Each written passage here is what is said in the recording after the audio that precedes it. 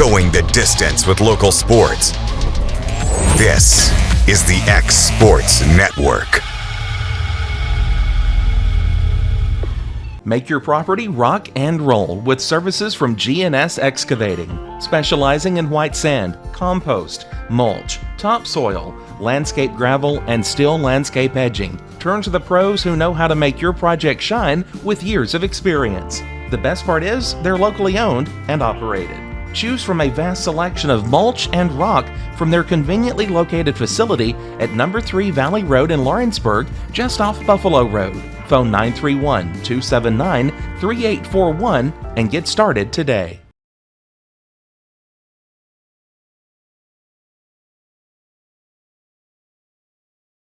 Hey, this is Phil Hooper. Get the look you want for your favorite school, church, or business with apparel from HD Ink Screen Printing in Leoma, Tennessee. Got a logo you need embroidered or screen printed? Let HD Ink give you the professional look that sets the bar in today's world. We do fundraisers and custom designed apparel and so much more. Call today, 931-201-2961, or come see us at our new shop located at 26 Ingram Road in Leoma.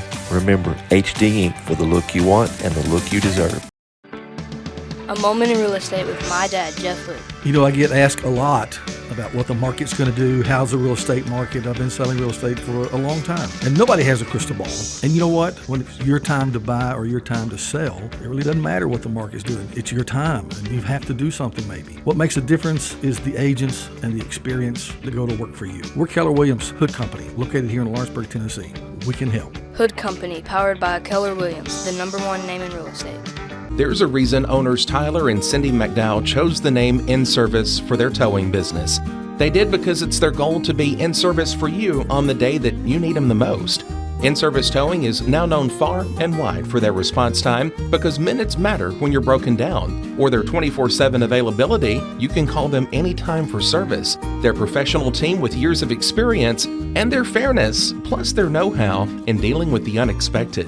But the thing that In-Service is known best for is how they treat their customers, and that's like family. When you need them, call them 931-843-9098. At C&B Linen, fast, friendly, and reliable service is our promise to you. Because you're not just a customer, you're family. From multi-use linen to branded floor coverings and a complete range of cleaning supplies, C&B Linen is here to make sure you have everything you need. From our high-quality products to our fast, friendly, and reliable service, you'll experience the difference with C&B Linen. Because you're not just a client, you're part of our family.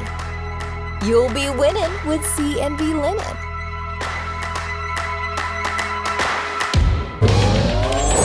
Going the distance with local sports. This is the X Sports Network. And welcome everybody here to X Sports Live, brought to you by C&B Linen. AJ Good, joined by Taylor Plott, Michael Marks, and my son, CJ Good, here today. Okay, I'm not going to mention it. We're going to talk about other things. The true analyst on the panel. Yeah, he's waiting for his time to shine here today. But guys, it's been a very busy weekend. All of our sports very, very in action. But we'll start off, Mike, with the Loretto boys basketball team. Season came to an end Friday morning in the semifinals. But hey, you won the state championship the year before, lose a bunch, but hey, you had a good group of guys coming back, and they made their way as far as they did. Nothing to hang your head on this year. Yeah, not one bit. I mean, obviously, you ran into the state champs in Chattanooga Prep, and say if you watched that game, I have never seen an alley-oop windmill dunk in a high school game before. Those kids could jump out of the gym. They were athletic. They were super talented, and they had some youngsters too. A couple of sophomores, a couple of juniors on that team. They're definitely not going anywhere. Yeah, I mean the one guy. That was the Mr. Basketball. Yeah, but the one guy that really kind of powered things up there for Loretto, Mason Tidwell. We talked about what he did in the quarterfinals on Wednesday with the 27-19, and then comes up. I think did he have another double? Yep, 21 and 10 in that game, and all tournament team. He's going to be all state. Mason just did everything for Loretto this year. Yeah, and I think that kind of got to them there because they could, they were a lot. Mason saw a lot of double teams. Colin Wilkerson did as well. But I mean, those guys were everywhere. Prep was defensively. It felt like Loretto in earlier games in the season have been able to create separation. I mean, those guys were glued to you the entire game, and it was probably the best defensive team I've seen in a high school game, and maybe one of the best overall high school teams I've seen. They were just extremely talented. And you look at the teams they lost to across the state. It was the good ones. Knoxville Webb, Bartlett, teams like that. So Bartlett, who won a state championship. Yeah, and was a top 10 nationally ranked team. So a very good team and definitely deserving of a state championship. But man, the heart those Loretto guys showed. I mean, that's it was a single digit lead there. I just saw Kason Springer there on the highlights. Hits that fadeaway runner. That I was somewhat watching and paying attention. I hear that and I go, all right, boys. Yeah. I mean, they're going to turn it on. They got it to where they did, and Chattanooga Prep, just a good team, just found a way to Mustangs came out in the second half on an 8-0 run, and then just, I would say, at that point, the Sentinels had kind of settled in and started playing their game again. I will say this. I think it needs to be said. Chattanooga Prep does not need to be in Class 2A. I know they were 1A. They won it there last year. They're back in Class 2A, but it's one of those examples to bring Taylor in on this as to why Alabama did what they did. Yes. And you have a private school, prep school division. They should be in that division. They should not be going up against some of these communities that don't have the resources that they do. It's unfair. And why the it's been a while since I've had a TSSAA rant. Now, I've got a lot of empathy for them because it's none of these state boards at any state. You're not going to make everyone happy. No. You try your best to do what's going to be the best case for everybody, which isn't always going to make everyone happy. This is one of those. It's clear you look at it. They should not be. Yeah. If they're going to be in a public school division and they can do what they can do, they can recruit, they can pay kids, they can do all the things that they need to do and give them scholarships, they should be in 4A. Yeah. They should be in 3A and play in those. Yeah, and that's the difficult conversation because you look, it's a boys only school. It's only got like 200 people, so obviously you would think. But if you're allowed to pick and choose your players and pretty much just cherry pick from everywhere, the only thing about it that bothers me with that is the fact that they can pick their team every year, and all those other public schools, man, they just get the 5 that they're given pretty much. And you have teams up there like Smith County that have not made it in over 30 years. You have teams like Lewis County, who hadn't been there in forever. Teams like Loretto has been there pretty frequently, but teams that aren't there every so often, and then a team can come in, pick a team up, and then just run through everyone. Yeah. It's kind of bringing the Alabama aspect into it. I mean, you look at Madison Academy, prime example, had fantastic football program. They still have a good football program, but when I was in high school, it was like them and Hoover. Those are the ones in the state that were the big ones, and they have good baseball and stuff like that. But when you look at, all right, how do you get into a Class 5A, a Class 6A? We obviously look at your enrollment in the school, and they don't have 2,000, 3,000 kids like some of these 6A and 7A schools have in Alabama. But guess what? They have the athletes that are right up there with them, so therefore they play up. They play up in the 5A and the 6A. I want to say that recently I think they're 5A right now, but based on the level of competition, you are going to be bumped up or bumped down. And, I mean, to have that, I don't know all the rules and stuff on the Tennessee side, but I mean, good example, like we were talking about with Chattanooga Academy. They should be up there with the best of the best. Big teams coming out of Murfreesboro or Nashville or Knoxville, some of those big-time schools. But they're stuck at 2A and they're playing Loretto, which is not a knock on Loretto. No. They have a really, really good team, but from what you have said, you can definitely tell that they're on a different level of competition than the Mustangs were. Yeah, because I talked to Coach Greg Tips about it after the game. I said, I know he had scheduled tough to try to get his guys ready for that.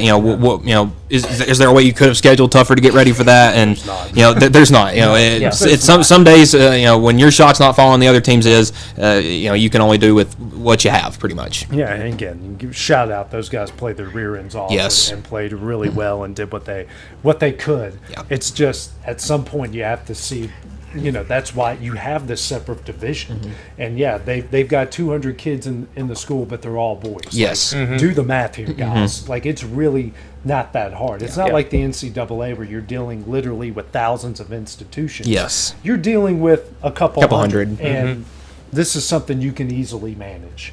And I'm not saying that no matter, even if Loretto would have played another public school, they would have made it to the state championship game.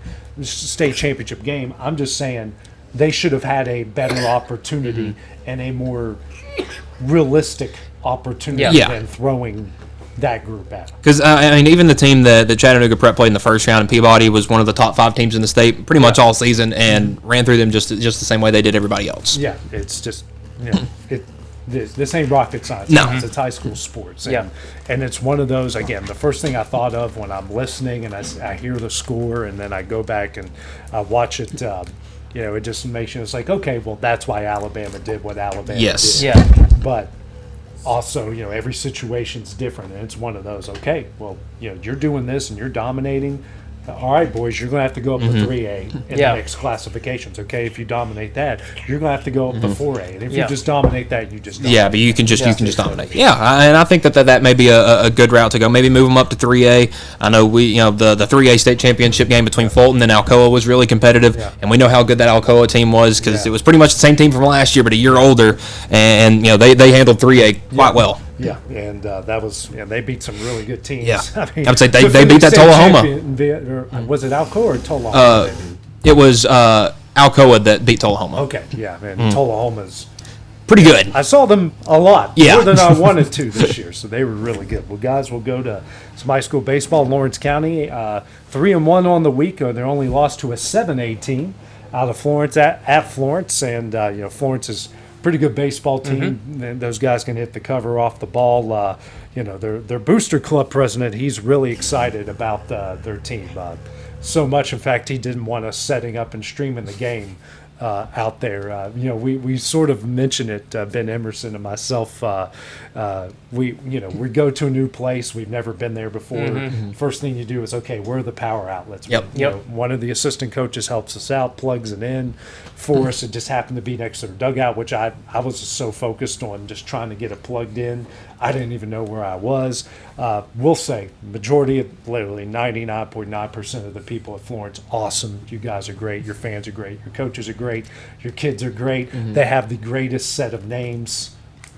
Go look it up. I'm going to have to go look it up. We had so much fun saying some of these names. They were awesome. But, man, their booster club president, he loves himself some attention, don't you, fella? Huh? Don't you? You love to control things over there. I mean, in fact, he even said the principal doesn't care about baseball over there. Now the whole world knows. So they get part of it. Anyways, but they went 3-1. They split with Florence, and they go to Hardin County, get a good win there. Then play at Lexington Saturday afternoon. Lexington's not a bad program, got some good teams out there, and end up getting some wins. So they're sitting at 11-3 right now, and guys, 9 of those 11 games that they have played this year have been on the road. And I like the idea of early in the season, just because of the way the scheduling is different, for Tennessee schools to play Alabama schools. Loretto's done it a lot. I know Summertown and Lawrence County as well, because you're starting the season when you are. They're starting 2 weeks earlier than you, so they're going to be a team that's already in a groove, that's already been been playing for a couple of weeks. So it gets you a little caught up, so to speak, right before district and region play start. Well, you just look at the whole geography of it. I mean, you're right there. We are right at the state line, and it's beneficial for both sides because guess what? Here in Southern Tennessee, Lawrence County got a good team this year. Loretto usually has a pretty good team. You got some really good competition. Well, then you look across state line. Well, guess what? There's some major cities over there in Florence and Huntsville that have really, really good teams as well. So just being able to cross the state line and have like a 30-minute or just an hour drive to these places, that is a good level competition to help you succeed later on down the road. I mean, obviously looking at Lawrence County's record, that's a really good record to start the season off of. If they go far in area and district and go into sub-state and so on, you can look back at some of these games and go, look, we played Florence. Florence might be going deep into the AHSAA bracket. So you're playing some good quality teams that will help you. And later on down once you get to area district. So. I would say I remember those Loretto teams that had the Ryan Weathers and the Blade Tidwells. You know, they'd go play Hartselle, they'd go play Bob Jones, and then when you get to the state tournament, you're run rolling teams. Yeah. So you know, obviously Loretto had great talent back then, but you know when you're playing these bigger schools in Alabama, and I think it's a great. You actually have a pretty good selection of schools to play. You have Florence, you have Muscle Shoals, Hartselle's a little further away, and so is Bob Jones. But really, that whole northwest Alabama has a great selection of high school baseball. Yeah, it's just right across state line, it's right there for the taking. Yeah, absolutely. And Loretto played Lauderdale County. That's a pretty good team. They had almost a barn burner. Good pitching, good defense matchup. Lauderdale County winning that. Lawrence County played Wilson, who's got some stud pitchers. They ended up winning that game. But again, 9 of your first 11 on the road. You're sitting at 8-3. That's good right now. It's a pretty good record. Summertown sitting at 6-3. What's Loretto? Loretto 2-1 right now. Yeah, I would say fell to Lauderdale County, but I mean, like you said, it's a good team that was going to test you. Big couple games. They start district play tonight. Mike, you're on the call for that one. At home against Cascade tonight. They're on the road at Cascade tomorrow, and it's going to be. I mean, Cascade's not bad. Yeah, I would say I feel like it's going to be a lot like the basketball was, the girls basketball was, where it's a murderer's row because Summertown in today's baseball coach association rankings, they were number 1 in the state. Loretto was number 6. You got Forest, who I think was number 8 or number 9. Yeah. Community's always good. Cascade's got some guys as well, so it's going to be a tough but extremely fun district to play in this year. Summertown at 6-3 right now within or just overall.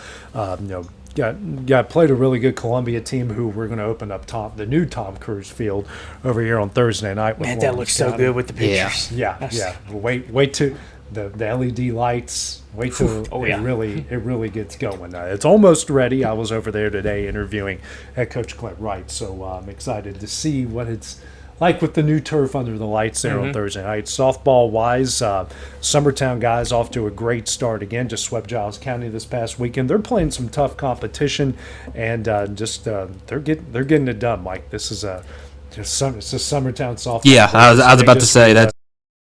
Summertown softball, you expect to be good year in and year out, and here's another year where they're pretty dominant again. Yeah.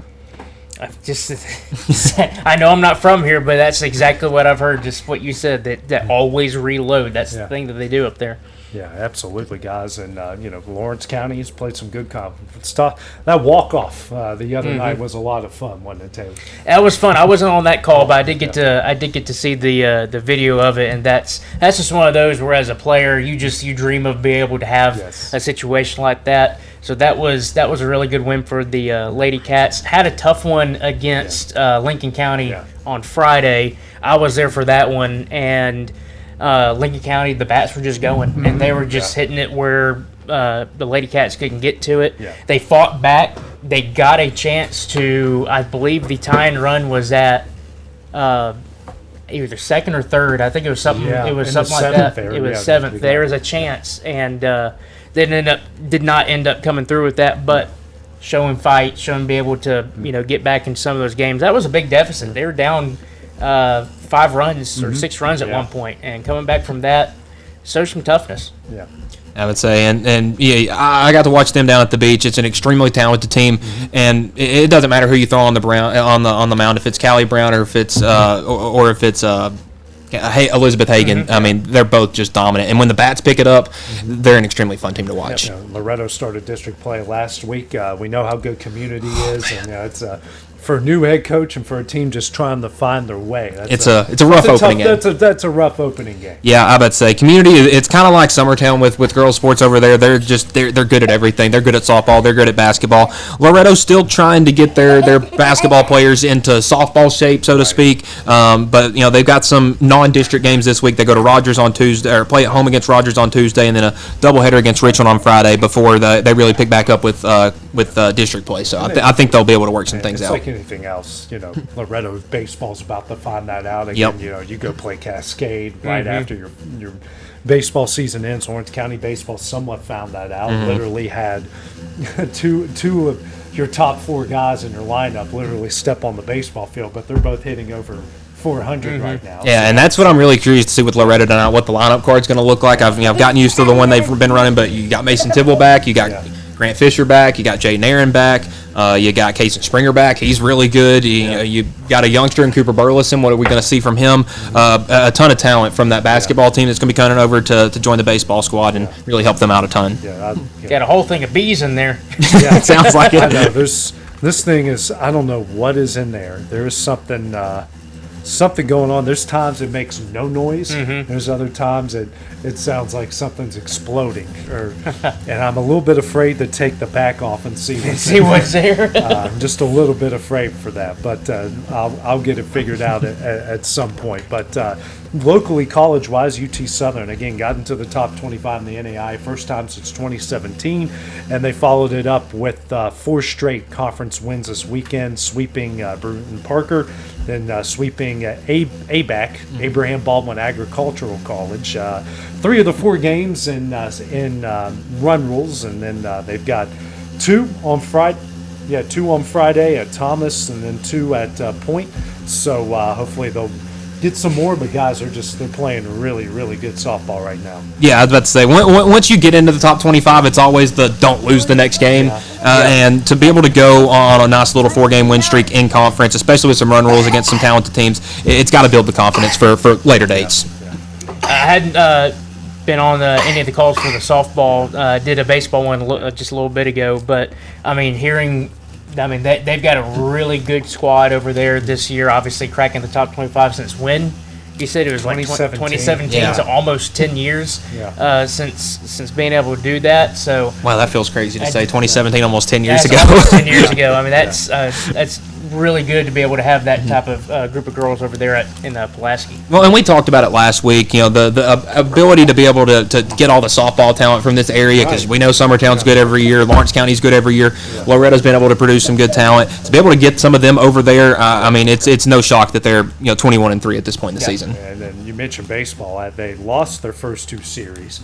Then they've won their last 2 series. So they're sitting 6-6 in the conference. New head coach, and they're just figure some things out. They're 15-14 overall, 8-8 at home, 5-5 away, 2-1 on neutral field. So they're just figuring some things out right now. Yeah, they're figuring some things out. The game that I was over there with, they lost 2 out of 3 to Loyola of New Orleans, who, from what I heard, they were ranked number 9 in NAIA when they were playing them, and just, I mean, you could tell from the get-go why they were the number 9 ranked team in the nation. Good group of players down there at Loyola of New Orleans, but from the UT Southern perspective, they've got some good talent. They brought in some pitchers that I saw for the first time that they've got some good stuff, and you get that against a team that's not ranked in the top 10, and you're going to be able to win some games, which obviously they have with having 500 record.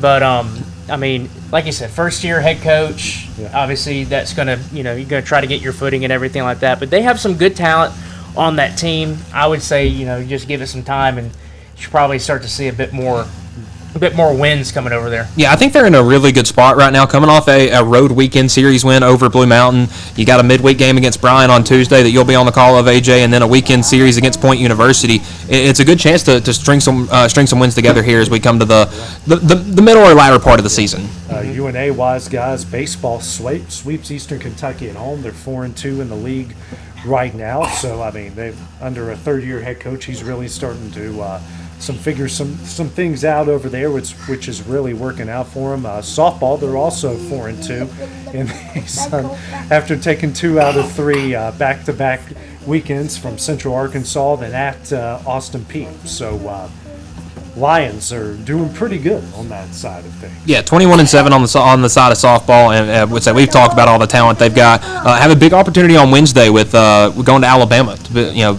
put an SEC team on notice. Yeah.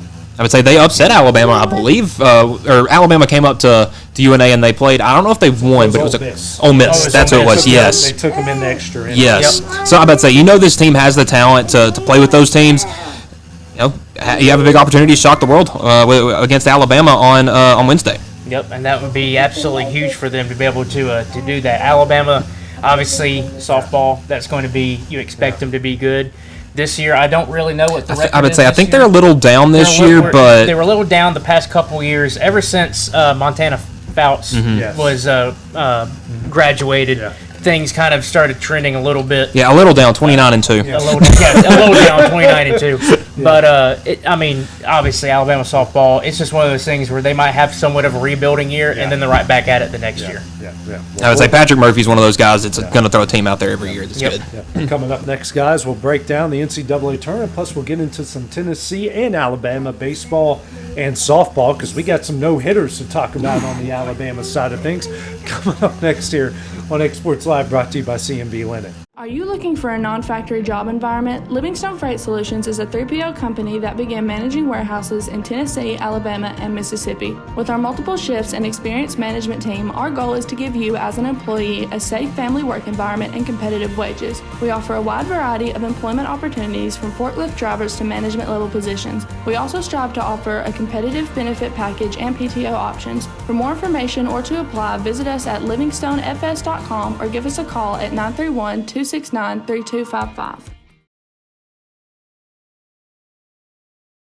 Why should you bank with Employee Resources Credit Union? We offer a wealth of services, including mobile banking, video banking, bill pay, and more. We also offer loan rates that are lower than those of our competitors. Employee Resources Credit Union has been a financial pillar since 1964, providing long-time support to members of the community. Join us and become part of the ERCU commitment. Not for profit, for service.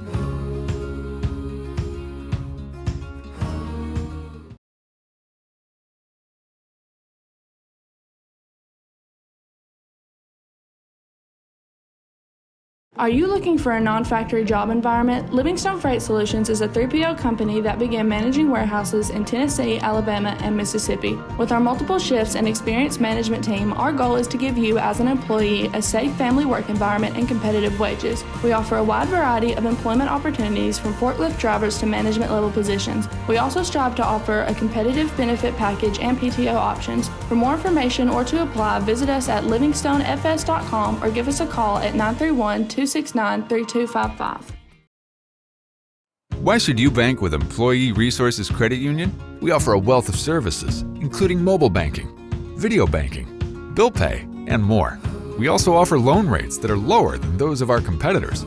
Employee Resources Credit Union has been a financial pillar since 1964, providing long-time support to members of the community.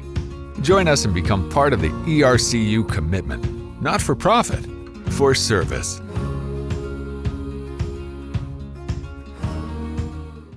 At C&B Linen, fast, friendly, and reliable service is our promise to you. Because you're not just a customer, you're family. From multi-use linen to branded floor coverings and a complete range of cleaning supplies, C&B Linen is here to make sure you have everything you need.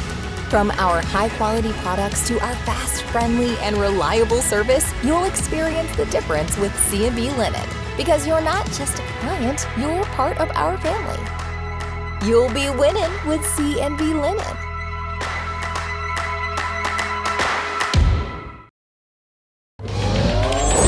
Going the distance with local sports.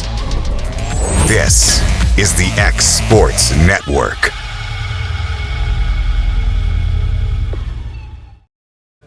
All right, welcome everybody back here to Exports Live, brought to you by C&B Linen. Hopefully the bees have gone out.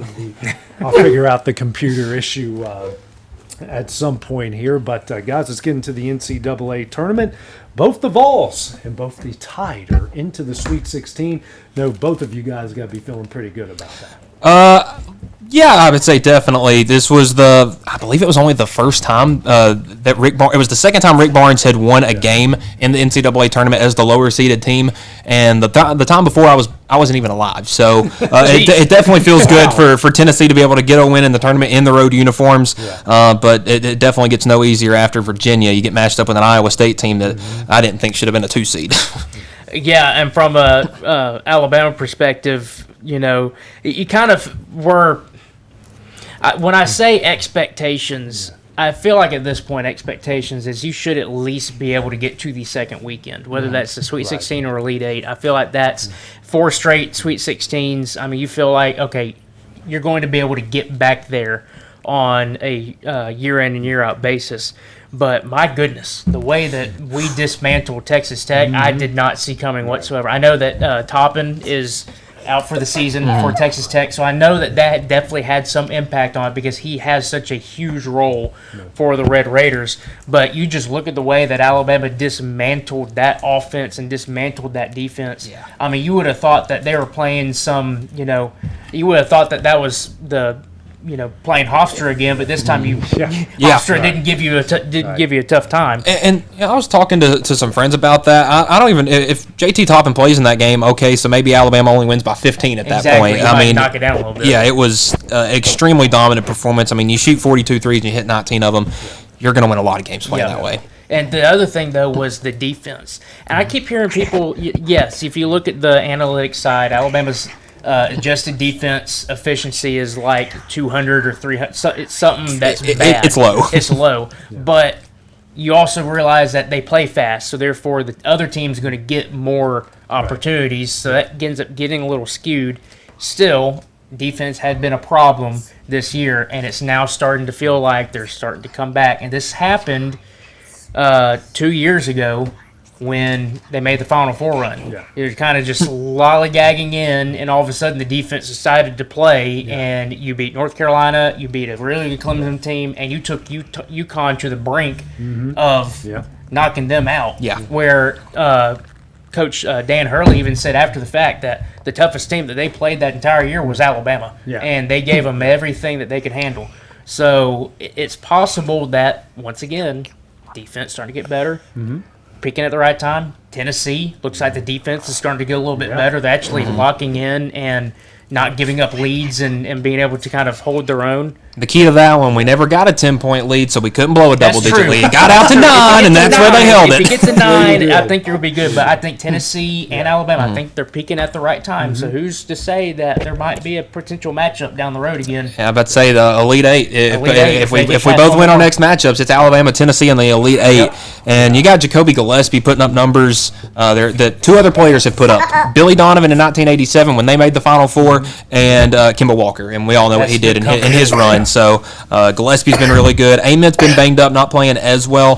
Bishop Boswell stepped up in a huge way, hitting 4 threes. That's not a guy that you would expect to be able to shoot that well, but hit some big shots. And the big men were huge rebounding-wise. Okpara, Estrella, Carey as well were really big off the bench. Yeah, absolutely, especially going up against Virginia's big guys, which is why I picked Virginia in that game. I love their size, and the big guys can pop out and shoot, but I thought Tennessee got the better of them all throughout the game and most especially at the key moments rebounding wise. Well, and the big difference in that game, you can look at it's free throws. Tennessee took 25 free throws to Virginia's 11. Yeah. Virginia didn't really have much of a want to drive. It was a lot of that's not their and it was not their game. And when you knew it was going to be a close one down to the wire, I felt like it kind of surprisingly benefited Tennessee in the free throw realm. Yeah, what do you think? But guys, first, Taylor, starting off, how do you like your chances against Michigan on what day is it? It's on Friday. Oh, that's right, back to back. It's just one of those things where if that team that came out last night plays against Michigan, I think they get it done and they go to the Elite Eight again. Because Michigan has a tendency to not defend the three-point line as well as they probably should. And if you look at some of the teams that they have played that do shoot the three well, they probably ended up winning those games, but it ended up being a bit closer margin of victory. But Alabama is just one of those where, you can say, okay, well, you only shoot the three. That's not the case. This team is good to where if the three's not falling, they can still get you with getting down, driving in the lane, lobs at the rim, getting to the free throw line. I don't know if that gets it done against Michigan, though. I think with Michigan, you have to – I'm not saying you have to end up getting 19 threes again, but I if think you could hit 13, maybe 14, I think it puts you in a good spot. I think so. I think you have just to be a little bit above the average. I think Alabama's averaging 12 makes per game for the three-point line. If you get 13, 14, or 15, I think you're sitting pretty. But you have to have that defensive performance again. They were attacking Texas Tech, just hammering them up close in their face, getting their hands active hands on the ball, being able to deflect it, be able to get some steals. They were in Texas Tech's face really without causing much in the way of foul problems. You do that against Michigan and you hit your average a little bit more three-point percentage per game, I think you're sitting happy. And I don't know if it's not going to be a blowout like Texas Tech, but you might be able to squeak out a win. I would say you're looking at Michigan in their first 2-round matchups, scoring 101 and 95. But yeah, look, Howard not known for their defense. St. Louis definitely not known for their defense. So I don't think Alabama's rather lack of defense, if you would call it that, to be too big of a problem. I mean, Michigan scored a lot, but they haven't played a team to the level of Alabama yet, so I think it might be a little bit of a shock for them. But, Alabama's had 2 tough matchups. Hofstra, we know what Texas Tech can do. They have wins over some of the top teams in this tournament, Duke, Arizona, Iowa State, teams like that. So, I mean, really, right now I think the sky's the limit for Alabama, and it wouldn't shock me one bit if they upset Michigan. I wouldn't. I would still lean Michigan. Looking at the line right now, Michigan's favored by 10.5. That has been getting lower. And I would expect that by the time game time happens, it's probably in single digits, probably somewhere around 6 to 7 points. But I would still pick Michigan because I feel like they just have – I mean, they're the number 1 seed for a reason. And I just feel like they have a little bit too much firepower. But like I said, from Alabama's perspective, you hit the threes right, you play the defense aggressively like you did against Texas Tech, you could come out with a win. But you have to do those. If you don't do those – you're going to get run out of the gym. Sorry. No, you're good. You like your chances against Iowa State there, Mike? Honestly, going into the tournament, I was praying that Santa Clara or somebody would come out and maybe be a little Cinderella there. But, Josh Jefferson, one of their best players, goes out in that first game with a high ankle sprain and has been on a scooter.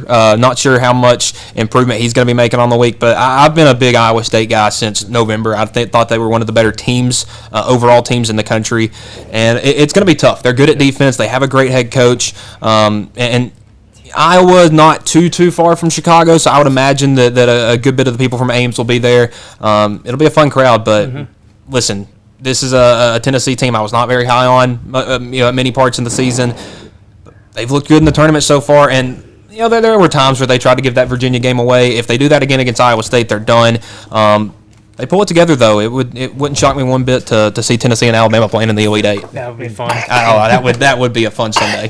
What are the big shockers for you guys so far? Iowa knocking off Florida? Is that not honest? Honestly, no. I wouldn't either. No. Florida has been one of those teams where they have looked like what they were last year, which is just cruising their way to championship, and then the next thing you know, they lose to Auburn at home. And I mean, this Florida team has issues, and Iowa exploited those issues. And Iowa is going to be one of those interesting cases where, if you look back when Alabama was the number 1 seed and they met San Diego State in the Sweet 16, complete polar opposites on game pace. Alabama's super fast. San Diego State wants to chew that clock and be slow and methodical. And slow and methodical, 9 times out of 10, usually wins. And now this one was a lot closer, but still slow and methodical, found a way to win. Well, I think it was a nightmare matchup for Florida because Florida all season, they've scored 100, 110 points in many games this year. I don't think they're a great shooting team, though. So if you were going to play a team like Iowa, Ben McCollum likes to slow it down. If you're limiting possessions and you're not having a great shooting day, you're done. If you would have told me that Bennett Sturts only shot 5 of 16 and 0 for 9 for 3 from Iowa, I would have thought there was no chance that they win that game. But they had some guys step up big time, especially Tavion Banks hitting having 20 points was huge. Some intriguing matchups, guys. Duke and St. John's. St. John's winning on that buzzer beater against Kansas, Michigan State, UConn. Big Ten versus Big Ten, Iowa and Nebraska. Nebraska came in without ever winning a NCAA tournament game. Now they've won 2. Arizona, Arkansas is going to be fun. How about Texas, the 6th versus 4 team to make it to the Sweet 16? They got Purdue, Michigan, Alabama, Tennessee, Iowa State. These are some, and Houston, Illinois. These are some really, really fun matchups coming up on Thursday and Friday. I would say everybody loves a good Cinderella, but sometimes chalk gives you some great matchups. Arizona, Arkansas, 2 of the higher octane offenses in the country. You're going to have a defensive battle between Duke and St. John's. Texas, I thought they had no business even being in the tournament. Win that first 4 game, you take over BYU, and then you dominate Gonzaga. You got a Purdue team coming up that I think is very similar to Gonzaga. how crazy would an 11 seed Texas in the Elite Eight be? You kind of, as you go through the regular season, you obviously at this point now you see, okay, well, who did we play that is in the tournament and whatnot, and just from an Alabama perspective, you look at some of the losses. Georgia, okay, that's fine. At Georgia, end of the season, Georgia's a good team. The Texas one stood out because they came into Coleman Coliseum and got the win. And you just kind of sit there as an Alabama fan, and you got some struggles on defense or whatnot we just talked about. But that was one of the games you just kind of sat there and you're kind of like, really, Texas? Yeah. The Texas that has literally just struggled to do X, Y, and Z over the past several weeks. Yeah. And now you're sitting here and you're like, okay, now it kind of makes sense on you saw a glimmer of what they were able to be, and it just happened to be against you at home.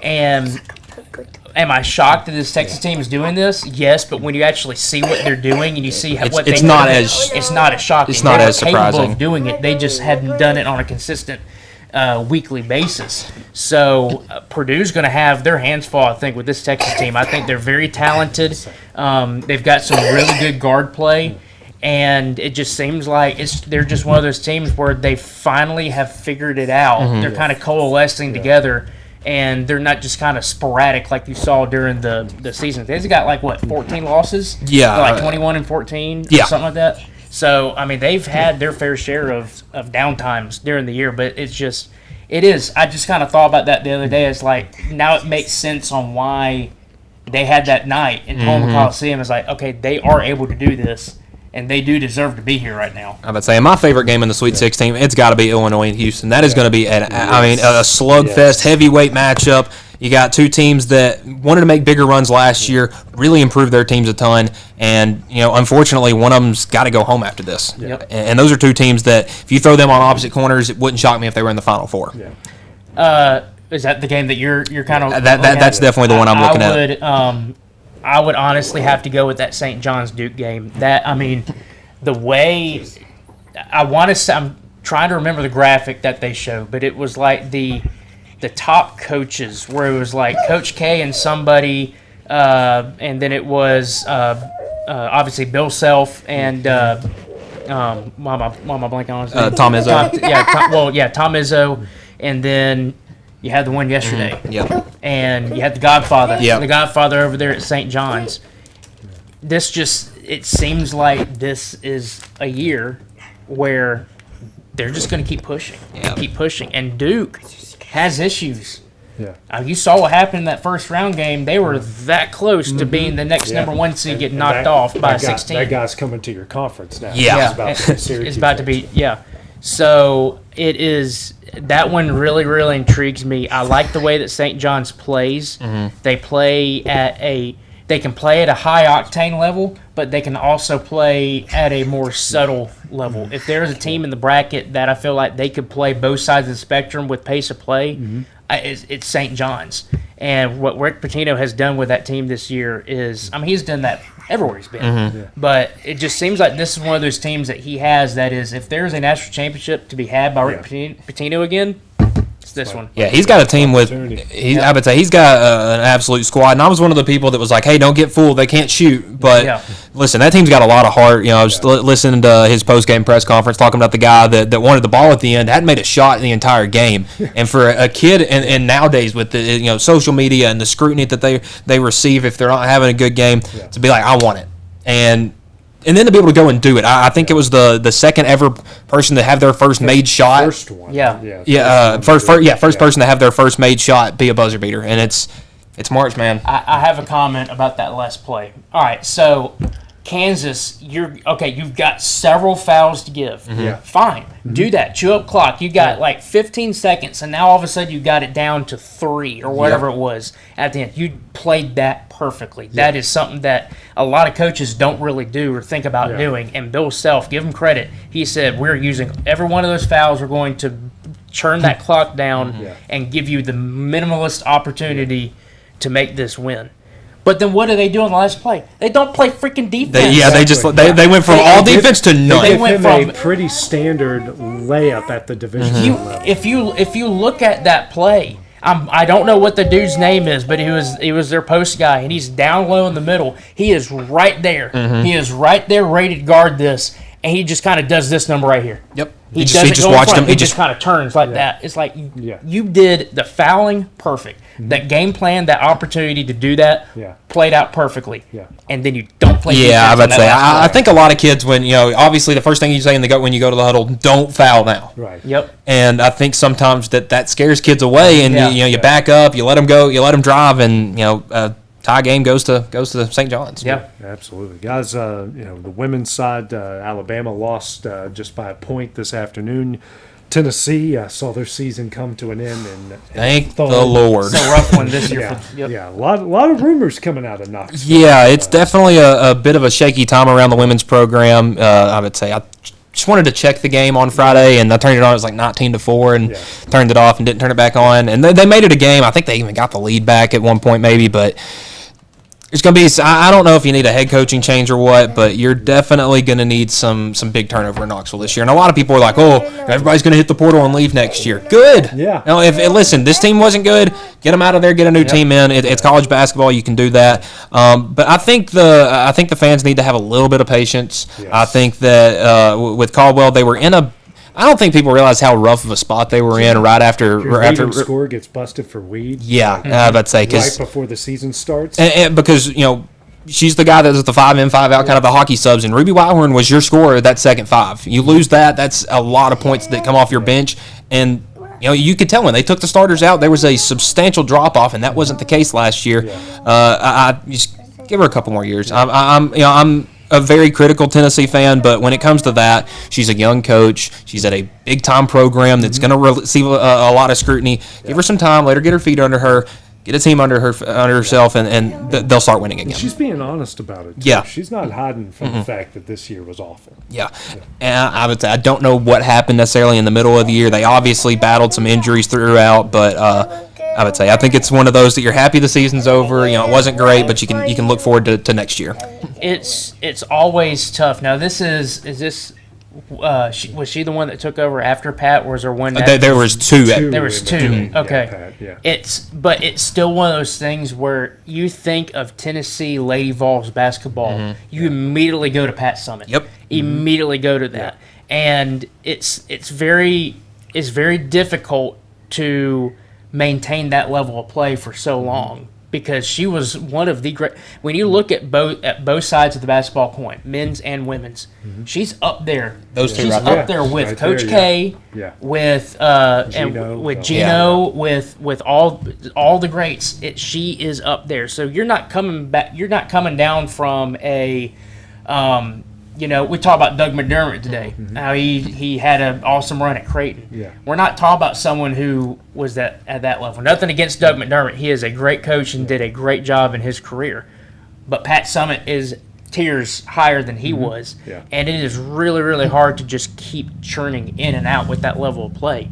And I'm with you. It's one of those things where, it can be frustrating, but she is a good coach. Yes. She's a good coach. Maybe you just need a couple more pieces, portal or whatnot. I talked about this with you during football season, with the Alabama fans being critical of DeBoer, because Nick Saban's not walking back through that door. I think that for the first time, you didn't hear it much last year, but Pat's team wouldn't have been like this. She's not walking back through that door either. You're not getting Candace Parker back. Tamika Catching, any of those guys, ladies are not coming back. You got to move forward, and I think the Lady Vols are ready to make a big step, and I think that there's going to be a little bit more of a commitment from the athletic department. I feel like they kind of just threw something out there and hope it stuck this year, and it didn't. Yeah. And baseball-wise, guys, series wins for Bama and for Tennessee. Softball-wise, Bama 7-2 in the SEC. Tennessee now 6-3. Yeah, Tennessee tough softball weekend loss at Florida, but the baseball team. Yeah.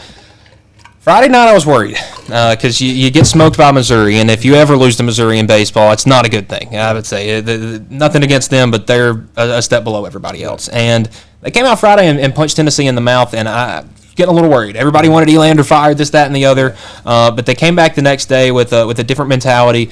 Yesterday, Evan Blanco went 7 2/3 strong against only giving up one run. I think that was huge. last weekend it was the pitching staff we talked about. This weekend it's more the bats. We're very, very quiet. But again, Elander's switching up that lineup every day, trying to find something that is working. And I think Sunday's lineup may be the one that he starts rolling with. Alabama softball, we actually just talked about a little bit ago. Looks like they're back to where they belong. Mm-hmm. We'll just see how long that lasts. Question I have is, what is this Alabama baseball team? Is this legit going to be the best one that we've had in quite some time? I mean, getting a no-hit, the first single-handed no-hitter since like the 40s, something.